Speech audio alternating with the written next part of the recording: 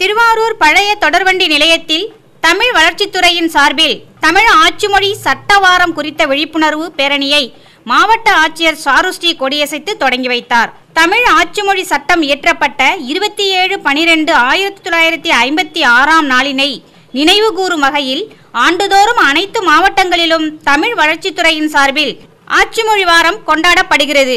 திருவாரூர் மாவட்டத்தில் ஆட்சிமொழி சட்ட வாரம் 18/12/2024 முதல் 27/12/2024 வரை கொண்டாடப்பெற்று வருகிறது.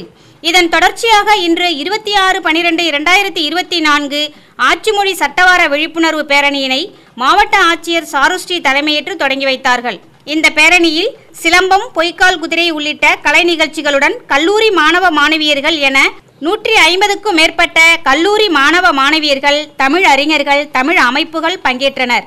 இப்பேரணியானது பழைய ரயில் நிலையத்தில் தொடங்கி முக்கிய வீதிகள் வழியாக புதிய தொடர்வண்டி நிலையத்தில் நிறைவடைந்தது.